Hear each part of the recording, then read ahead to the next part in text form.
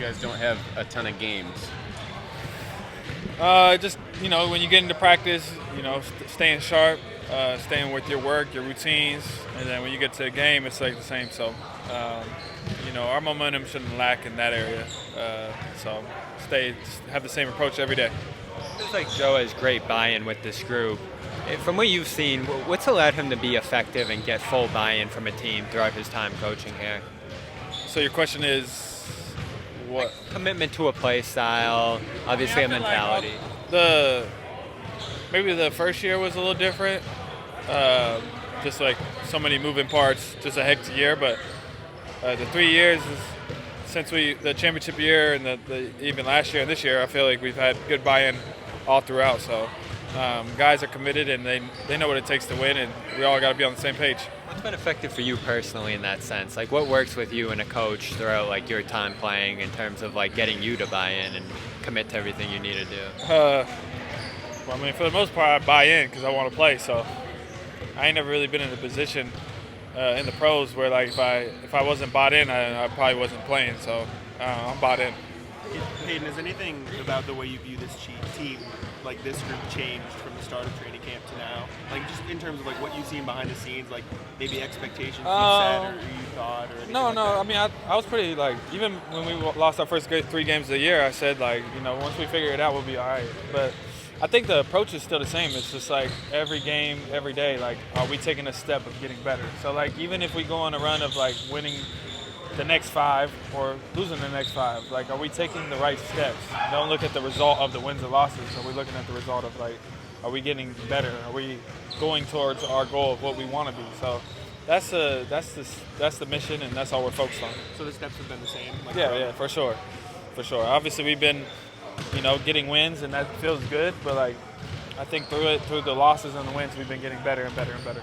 What are the things that you've been improving on? Because like from the outside, you can sit there and say you've been hitting shots, and that's how you're closing games out that you might have lost earlier in the year. But what are the little things that we're not seeing that you're improving on? I think our pace play is getting better. Guys are knowing when to be more aggressive in certain areas. Guys are understanding their roles defensively, learning how we could be more effective. Obviously, sometimes we play small ball, so like more ball pressure. I thought Nimi, when he's in there, he's been holding down the paint. So it's just like guys are getting better. They're getting more comfortable. It's just like an adjustment in the beginning of this year. Like a lot of guys are thrown into new roles. A lot of new players, new starters. Guys are playing new bench roles. So that takes time. It's an adjustment. So, and it's not like college where like you get a month or 2 months of practice before the games and you're playing every day. Like you kind of learn through games. That small ball, you guys kind of like almost stumbled into that, right? So how's that been? Like you're learning that on the fly. Guys are learning. You see Joe coaching like on the fly. How's that been going? I thought it's been good. We're going to have to play small ball. We're not the biggest team. I think Nimi's are only 7-footer, so, besides like Amari, so we're going to have to go small ball and learn how to play, but it's been effective, so. You guys are 4-1 in your last 5 clutch games. How much of that is about capitalizing on mismatches and fewer turnovers compared to things like you said, just getting more comfortable with each other on the floor? You got to be smart. You got to take advantage of certain situations, but I feel like, we lost some of those games earlier in the year, but you learn from them, learn the mistakes we made, what hurt us, maybe what shots or what fouls put us in bad positions. So, and you just get better from them, you learn from them, and so the next time you're in those positions, you win those games. Jayson has clearly progressed a lot. Have you thought about potentially adding him to this team at some point? It's not necessarily a thought we're worried about right now. Obviously, he's focused on his recovery. So, like when he comes back, and if he comes back healthy and ready to play, then we know how to play with him. So, like it's nothing like we bringing him into guys that he's never played with. So, it'll be an easy transition. But right now, we just focus on the guys that are playing right now and getting better and putting ourselves in the best position possible. Joe's talked a lot about staying even when you're playing well and when you're hearing positive things, and also when you're playing poorly and hearing negative things. For you personally, like obviously you have a breakout season last year. You guys are hearing a lot of good things now when you guys are winning a lot. Is it hard to like avoid internalizing any of the positive feedback, or like how do you kind of navigate discourse and just like all of that? It's stuff that I still like growing and learning from, but I feel like it's a balance.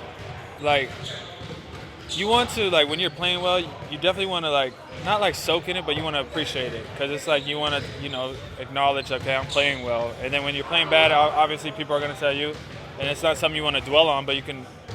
To my standards, I'm like I am playing bad. I can acknowledge I need to be better.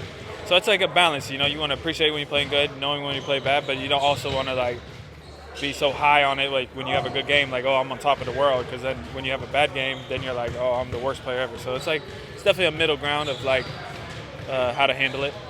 What do you think has allowed Jordan to fit in so well with the starting unit? Obviously, we see the hustle and the plays that he's made, but like meshing with you guys when that unit hasn't really played a lot together. Why do you think he's fit in so well? Well, I mean, I think he's been a tremendous defender, on-ball defender, creating havoc. I think he's scoring.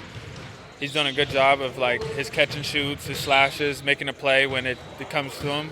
But this is Jordan's 3rd year, so he's been in the gym with us for like 2 full years now, and so like he's ready for his moment. When it comes to finishing in the paint, what kind of work do you do in that, and how have you improved so much? A lot of hours, summertime, people guarding me in different positions, learning like what is going to be like my bread and butter shots in the paint. Obviously from like the 10 to 15 range, like I'm very comfortable just pulling up, and it's like a pop shot for me, so I hit it at a high percentage. And then obviously if it's one-on-one, I just get to the rim. But this year I've been seeing more like when I drive, more guys are collapsing, 2 people on the ball. So like the 10-foot range and all that is like the area that I like to get to.